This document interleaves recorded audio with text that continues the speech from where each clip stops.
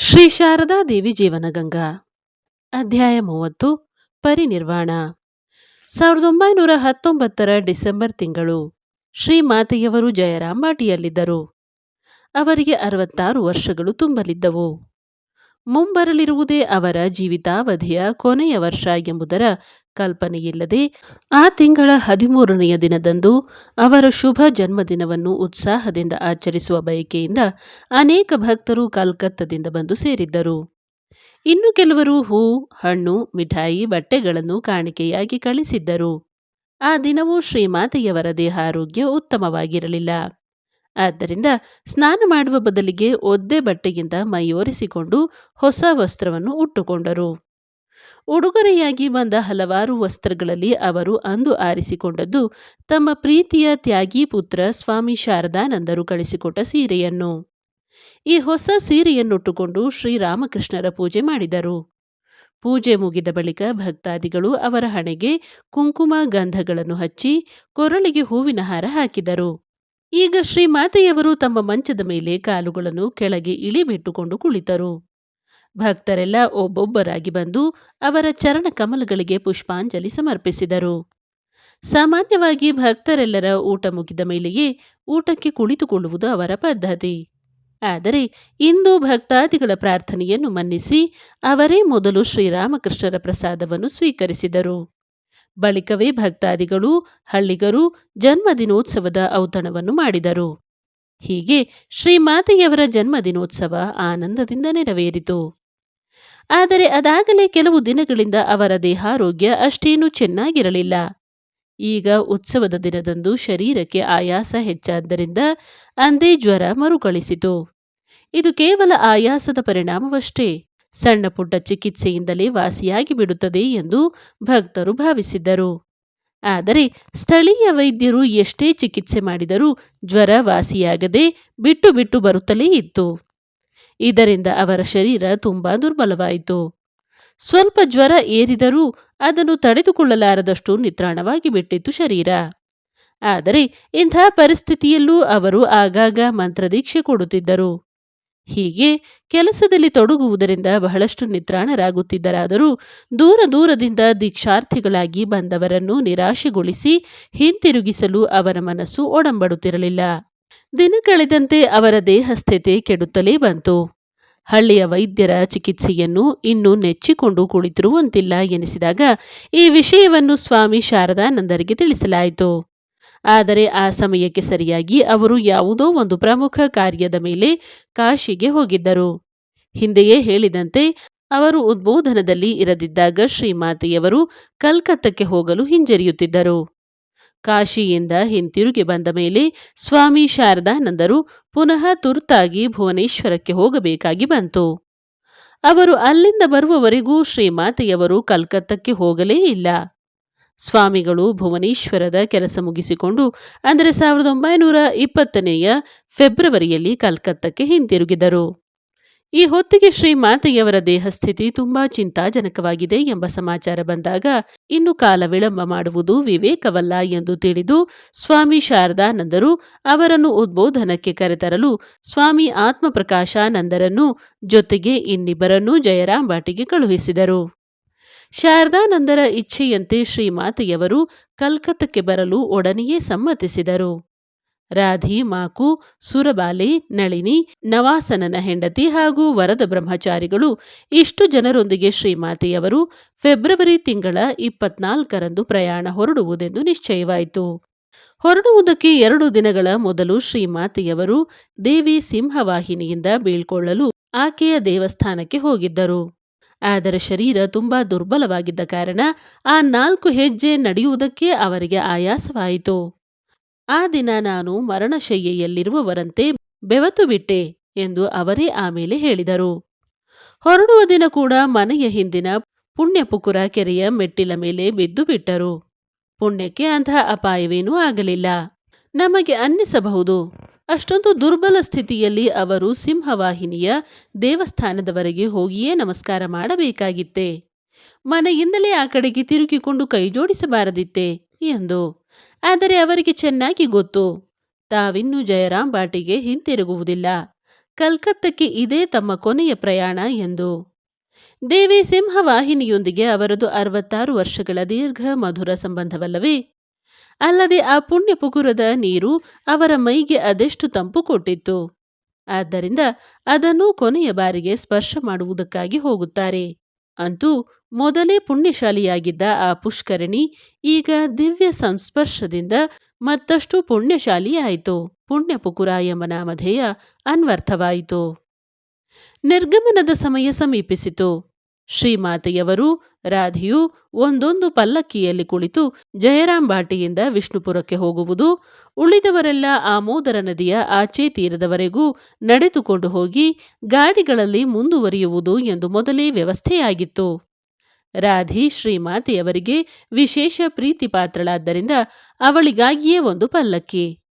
ಆದರೆ ರಾಧಿಯ ಹುಚ್ಚು ಬುದ್ಧಿಗೆ ಅದೇನೆನಿಸಿತೋ, ಹೊರಡುವ ಸಮಯದಲ್ಲಿ ಅವಳು ನಾನು ಪಲ್ಲಕ್ಕಿಯಲ್ಲಿ ಕುಳಿತುಕೊಳ್ಳುವುದಿಲ್ಲ, ಎತ್ತಿನ ಗಾಡಿಯಲ್ಲಿ ಹೋಗುತ್ತೇನೆ ಎಂದು ರಾಗ ತೆಗೆದಳು.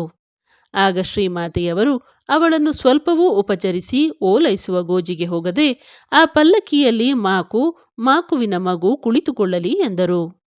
ರಾಧಿಯ ವಿಷಯದಲ್ಲಿ ಅವರು ಹಾಗೆ ನಿಶ್ಚಲ ನಿರ್ಮಮ ಭಾವದಿಂದ ವರ್ತಿಸಿದ್ದನ್ನು ಕಂಡು ಅಲ್ಲಿದ್ದವರಿಗೆಲ್ಲ ಆಶ್ಚರ್ಯ. ಶ್ರೀರಾಮಕೃಷ್ಣರ ಪೂಜೆಯನ್ನು ಮಾಡಿ ಶ್ರೀಮಾತೆಯವರು ಹೊರಡುವ ವೇಳೆಗೆ ಹಳ್ಳಿಯ ಜನರನೇಕರು ಅಲ್ಲಿಗೆ ಬಂದು ಸೇರಿದ್ದರು. ಇಷ್ಟೊಂದು ದುರ್ಬಲ ಸ್ಥಿತಿಯಲ್ಲಿರುವ ತಾಯಿಯನ್ನು ಈಗ ಕಳಿಸಿಕೊಟ್ಟರೆ ಮತ್ತೆ ಆಕೆಯ ದರ್ಶನ ಭಾಗ್ಯ ತಮಗೆ ದೊರಕೀತೋ ಇಲ್ಲವೋ ಎಂಬ ಭೀತಿ ಅವರ ಮನಸ್ಸುಗಳಲ್ಲಿ ಉದ್ಭವಿಸಿರಬೇಕು. ಉಕ್ಕಿ ಬರುತ್ತಿದ್ದ ಕಣ್ಣೀರನ್ನು ಒರೆಸಿಕೊಳ್ಳುತ್ತಾ ಅವರು, ಅಮ್ಮ, ಗುಣ ಹೊಂದಿ ಬೇಗ ಬಂದು ಬಿಡಿ, ನಮ್ಮನ್ನೆಲ್ಲ ಮರೆತು ಅಲ್ಲೇ ಬಹಳ ದಿನ ಇದ್ದು ಬಿಡಬೇಡಿ ಎಂದು ಕೇಳಿಕೊಂಡರು. ಶ್ರೀಮಾತೆಯವರು, ಅದೆಲ್ಲ ಠಾಕೂರರ ಇಚ್ಛೆಯಪ್ಪ, ನಿಮ್ಮನ್ನೆಲ್ಲ ನಾನೆಂದಾದರೂ ಮರೆಯುವಂತಿದೆಯೇ ಎಂದು ಸಾಂತ್ವನದ ಮಾತನಾಡಿ ಶ್ರೀರಾಮಕೃಷ್ಣರ ಭಾವಚಿತ್ರವನ್ನು ಒಂದು ಬಟ್ಟೆಯಲ್ಲಿ ಸುತ್ತಿ ಪೆಟ್ಟಿಗೆಯಲ್ಲಿಟ್ಟುಕೊಂಡು ಪ್ರಣಾಮ ಸಲ್ಲಿಸಿ ಎದ್ದು ನಿಂತರು. ನಿಧಾನವಾಗಿ ನಡೆಯುತ್ತಾ ಹೊರಗಿನ ಗೇಟಿಗೆ ಬಂದು ದೇವಿ ಸಿಂಹವಾಹಿನಿಯನ್ನು ಇತರ ಗ್ರಾಮ ದೇವತೆಗಳನ್ನೂ ನೆನೆಸಿಕೊಂಡು ಸ್ವಲ್ಪ ಹೊತ್ತು ಕೈಜೋಡಿಸಿ ನಮಸ್ಕಾರ ಮಾಡುತ್ತಾ ನಿಂತರು. ಬಳಿಕ ತಮ್ಮ ಸೋದರರ ಮನೆಯ ದಾರಿಯಾಗಿ ನಡೆದರು. ಇಲ್ಲಿ ಸಿಂಹವಾಹಿನಿ ದೇವಿ ವಿರಾಜಿತಳಾಗಿದ್ದಾಳೆ ಎಂಬ ಪೂಜ್ಯ ಭಾವದಿಂದ ಅವರು ಗ್ರಾಮದೊಳಗೆ ಯಾವ ವಾಹನವನ್ನೂ ಏರುತ್ತಿರಲಿಲ್ಲ. ಆದ್ದರಿಂದ ಈ ಸ್ಥಿತಿಯಲ್ಲೂ ಗಡಿಯವರೆಗೆ ನಡೆದುಕೊಂಡೇ ಬಂದರು. ಅವರು ಪಲ್ಲಕ್ಕಿ ಏರಿ ಕುಳಿತುಕೊಳ್ಳುವಾಗ ಅವರ ಪಾದಗಳನ್ನು ತೊಳೆಯುವ ಉದ್ದೇಶದಿಂದ ಪ್ರಸನ್ನನ ಹೆಂಡತಿ ಸುವಾಸಿನಿ ತನ್ನ ಮನೆಯ ಮುಂದೆ ಒಂದು ತಂಬಿಗೆ ನೀರನ್ನು ಒಂದು ತಟ್ಟೆಯನ್ನೂ ಹಿಡಿದುಕೊಂಡು ಹೊರಟು ನಿಂತಿದ್ದಳು. ಆದರೆ ಶ್ರೀಮಾತೆ ಅವಳಿಗೆ, ನೀನು ನೀರು ತೆಗೆದುಕೊಂಡು ಬರಬೇಕಾಗಿಲ್ಲ, ತಂಬಿಗೆ ತಟ್ಟೆಯನ್ನು ಇವನ ಅಂದರೆ ಹರಿಬ್ರಹ್ಮಚಾರಿಗಳ ಕೈಗೆ ಕೊಡು ಎಂದು ಹೇಳಿದ್ದರಿಂದ ಸುವಾಸಿನಿ ಅದನ್ನು ಕೊಟ್ಟಳಾದರೂ ತಾನು ಒಂದು ಲೋಟ ನೀರು, ಸ್ವಲ್ಪ ಸಿಹಿ ತಿಂಡಿ ಹಾಗೂ ತಾಂಬೂಲವನ್ನು ತೆಗೆದುಕೊಂಡು ಜೊತೆಯಲ್ಲೇ ಬಂದಳು. ಎಲ್ಲರೂ ಗ್ರಾಮದ ಗಡಿಗೆ ಬಂದು ತಲುಪಿದರು. ಅಲ್ಲಿ ಯಾತ್ರಾ ಸಿದ್ಧಿರಾಯ ಎಂಬ ಧರ್ಮದೇವತೆಗೆ ಪ್ರಣಾಮ ಮಾಡಿ ಪಲ್ಲಕ್ಕಿಯನ್ನೇರಿದರು. ಹರಿಬ್ರಹ್ಮಚಾರಿಗಳು ಶ್ರೀಮಾತೆಯವರ ಪಾದಗಳನ್ನು ತಟ್ಟೆಯ ಮೇಲಿಟ್ಟುಕೊಂಡು ನೀರು ಹಾಕಿ ತೊಳೆದ ಬಳಿಕ ಸುವಾಸಿನಿ ಅವರಿಗೆ ಸಿಹಿ ತಿಂಡಿ ನೀರು ಕೊಟ್ಟಳು. ಶ್ರೀಮಾತೆಯವರು, ಹರಿ, ಇದನ್ನು ಇಟ್ಟುಕೋ ಎನ್ನುತ್ತಾ ತಾವು ಮೈಮೇಲೆ ಹೊದ್ದಿದ್ದ ಒಂದು ವಸ್ತ್ರವನ್ನು ಬ್ರಹ್ಮಚಾರಿಗಳಿಗೆ ಆಶೀರ್ವಾದಪೂರ್ವಕವಾಗಿ ನೀಡಿದರು. ಈಗ 2 ಪಲ್ಲಕ್ಕಿಗಳೂ ಹೊರಟವು. ಜೊತೆಯಲ್ಲೇ ವರದ ಬ್ರಹ್ಮಚಾರಿಗಳು ಸೈಕಲ್ಲಿನ ಮೇಲೆ ವಿಷ್ಣುಪುರದವರೆಗೆ ಹೊರಟರು. ಗ್ರಾಮದ ಜನರೆಲ್ಲ ಶ್ರೀಮಾತೆಯವರಿಗೆ ತಮ್ಮ ಅಶ್ರುವಿದಾಯ ಸಲ್ಲಿಸಿದರು. ಪಲ್ಲಕ್ಕಿಗಳು ಮುಂದೆ ಸಾಗಿದವು. ಆದರೆ ಆ ಸಮಯದಲ್ಲಿ ಆಮೋದರ ನದಿಯಲ್ಲಿ ನೆರೆ ಬಂದಿದ್ದುದರಿಂದ ನೇರವಾಗಿ ನದಿಯನ್ನು ದಾಟಲು ಸಾಧ್ಯವಾಗದೆ 3 ಮೈಲಿ ಬಳಸಿಕೊಂಡು ಸಿಹೋರ್ ಗ್ರಾಮಕ್ಕೆ ಬರಬೇಕಾಯಿತು. ಈ ಅವಕಾಶವನ್ನು ಉಪಯೋಗಿಸಿಕೊಂಡು ಇಲ್ಲಿನ ಶಾಂತಿನಾಥ ಶಿವನನ್ನು ದರ್ಶಿಸಲು ಬಯಸಿದ ಶ್ರೀಮಾತೆಯವರು ಪಲ್ಲಕ್ಕಿಯಿಂದ ಇಳಿದು ದೇವಸ್ಥಾನಕ್ಕೆ ಹೋಗಿ ಮಿಠಾಯಿ, ಸಕ್ಕರೆ, ಬೆಲ್ಲ ನೈವೇದ್ಯ ಮಾಡಿಸಿದರು.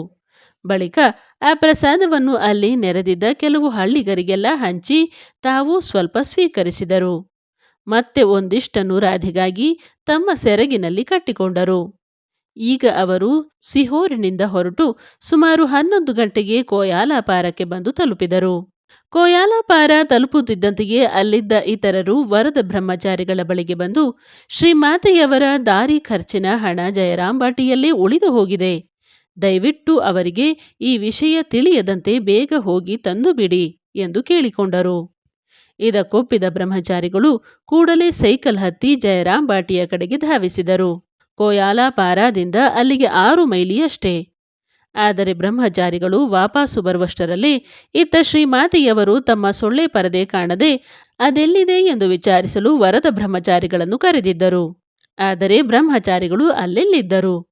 ಸ್ವಲ್ಪ ಹೊತ್ತಿಗೆಲ್ಲ ಬ್ರಹ್ಮಚಾರಿಗಳು ಬಂದರು. ಆಗ ಶ್ರೀಮಾತೆ ಕೇಳಿಯೇ ಬಿಟ್ಟರು, ಎಲ್ಲಿಗೆ ಹೋಗಿದ್ದಿ ಎಂದು. ಬ್ರಹ್ಮಚಾರಿಗಳು ಇದ್ದುದನ್ನು ಇದ್ದ ಹಾಗೆಯೇ ಹೇಳಬೇಕಾಯಿತು. ಇವೆಲ್ಲ ಅಮಂಗಲದ ಶಕುನವನ್ನು ಸೂಚಿಸುತ್ತಿವೆ ಎಂದರು. ದಾರಿಯಲ್ಲಿ ಏನಾದರೂ ಕಳೆದು ಹೋದರೆ ಅಥವಾ ಸಿಗದೆ ಹೋದರೆ ಅದು ಮುಂಬರುವ ಅಮಂಗಲದ ಸೂಚನೆ ಎನ್ನುವುದು ಆ ಪ್ರಾಂತಗಳಲ್ಲಿನ ಜನರ ನಂಬಿಕೆ. ವಿಷ್ಣುಪುರದ ಕಡೆಗೆ ಪ್ರಯಾಣ ಮುಂಬರಿಯಬೇಕಾಗಿದೆ. ಅದೇ ದಿನ ಸಾಯಂಕಾಲ 5 ಎತ್ತಿನ ಗಾಡಿಗಳು ಹೊರಡುವುದು. ಮರುದಿನ ಬೆಳಗ್ಗೆ ಶ್ರೀಮಾತೆಯವರ ಹಾಗೂ ಮಾಗುವಿನ ಪಲ್ಲಕ್ಕಿ ಹೊರಡುವುದು. ಅಲ್ಲದೆ ಆಮೇಲೆ ಸ್ವಲ್ಪ ತಡವಾಗಿ 6ನೆಯ ಗಾಡಿಯೊಂದು ಪಲ್ಲಕ್ಕಿಗಳನ್ನು ಹಿಂಬಾಲಿಸಿಕೊಂಡು ಹೊರಡಬೇಕು ಎಂದು ಏರ್ಪಾಟಾಯಿತು. ದಾರಿಯಲ್ಲಿ ಪಲ್ಲಕ್ಕಿಯವರಿಗೇನಾದರೂ ಕಷ್ಟವಾದರೆ ಹಿಂದಿನಿಂದ ಒಂದು ಗಾಡಿ ಸಿದ್ಧವಿರಲಿ ಎಂದು ಈ ಏರ್ಪಾಡು. ಮರುದಿನ ಬೆಳಗ್ಗೆ ಶ್ರೀಮಾತೆಯವರು ಜಗದಾಂಬಾ ಆಶ್ರಮದಿಂದ ಕೋಯಾಲಪಾರ ಆಶ್ರಮಕ್ಕೆ ಬಂದು ಶ್ರೀರಾಮಕೃಷ್ಣರಿಗೆ ಪ್ರಣಾಮ ಸಲ್ಲಿಸಿ ಅಲ್ಲಿನ ಸಾಧು ಬ್ರಹ್ಮಚಾರಿಗಳಿಂದ ಬೀಳ್ಕೊಂಡರು. ಇಷ್ಟು ಹೊತ್ತಿಗೆ ಅವರ ಜೊತೆಯಲ್ಲಿ ಹೊರಡಬೇಕಾಗಿದ್ದ ವರದ ಬ್ರಹ್ಮಚಾರಿಗಳು ಜಗದಂಬಾ ಆಶ್ರಮಕ್ಕೆ ಬಂದರು. ಅವರನ್ನು ಕಂಡು ಶ್ರೀಮಾತೆ, ಬಂದೆಯಾ? ಇಷ್ಟು ತಡ ಮಾಡಿ ಬಂದು ಬಿಟ್ಟೆಯಲ್ಲ? ಬಿಸಿಲೇರುತ್ತಿದೆ, ಇಗೋ ಈ ಪ್ರಸಾದದ ಹೂ ತೆಗೆದುಕೋ ಎನ್ನುತ್ತಾ ಶ್ರೀರಾಮಕೃಷ್ಣರಿಗೆ ಅರ್ಪಿಸಿದ ಒಂದು ಪುಷ್ಪವನ್ನು ತಮ್ಮ ತಲೆಗೆ ಮುಟ್ಟಿಸಿ ಅವರ ಕೈಯಲ್ಲಿಟ್ಟು, ಇದನ್ನು ನಿನ್ನ ಶಲ್ಯದ ತುದಿಯಲ್ಲಿ ಕಟ್ಟಿಕೋ ಎಂದು ಹೇಳಿದರು. ಪ್ರಯಾಣ ಸುರಕ್ಷಿತವಾಗಿ ಸಾಗಲೆಂಬುದು ಅವರ ಉದ್ದೇಶ. ಬ್ರಹ್ಮಚಾರಿಗಳು ಬಾಗಿ ಪ್ರಣಾಮ ಮಾಡಿದಾಗ ಶ್ರೀಮಾತೆ ಅವರ ತಲೆ ಎದೆ ಮುಟ್ಟಿ ಜಪ ಮಾಡಿ ಆಶೀರ್ವದಿಸಿದರು. ಬಳಿಕ ಅಲ್ಲಿ ಸೇರಿದ್ದವರೆಲ್ಲರಿಂದ ಬೀಳ್ಕೊಂಡು ಪಲ್ಲಕ್ಕಿಯನ್ನೇರಿ ಕುಳಿತರು. ಆಗ ಅವರ ಕೈಯಲ್ಲಿ ಸೋದರ ಪ್ರಸನ್ನನಿಂದ ಪಡೆದುಕೊಂಡಿದ್ದ ಒಂದು ಊರುಗೋಲಿತ್ತು. ಜ್ವರ ಬಂದು ಮೈಗೆ ನಿತ್ರಾಣವಾಗಿದ್ದುದರಿಂದ ಕೆಲ ದಿನದಿಂದ ಅದನ್ನು ಉಪಯೋಗಿಸುತ್ತಿದ್ದರು. ಈಗ ಆ ಊರುಗೋಲನ್ನು ಪ್ರಸನ್ನನಿಗೆ ಹಿಂದಿರುಗಿಸುವಂತೆ ಹೇಳುತ್ತಾ ಅದನ್ನು ಗಗನ ಬ್ರಹ್ಮಚಾರಿಗಳ ಕೈಗೆ ಕೊಟ್ಟರು. ಬಳಿಕ ಇದ್ದಕ್ಕಿದ್ದಂತೆ ಬ್ರಹ್ಮಚಾರಿಗಳನ್ನುದ್ದೇಶಿಸಿ, ಮಗು, ಶರತ್ ನಿಮ್ಮನ್ನೆಲ್ಲ ನೋಡಿಕೊಳ್ಳುತ್ತಾನೆ ಎಂದರು. ಆ ಸಂದರ್ಭಕ್ಕೆ ಯಾವ ರೀತಿಯಲ್ಲೂ ಸಂಬಂಧ ಪಡದಿದ್ದ ಮಾತನ್ನು ಕೇಳಿ ಬ್ರಹ್ಮಚಾರಿಗಳು ಆಶ್ಚರ್ಯಚಕಿತರಾಗಿ ಯೋಚನಾಪರರಾದರು.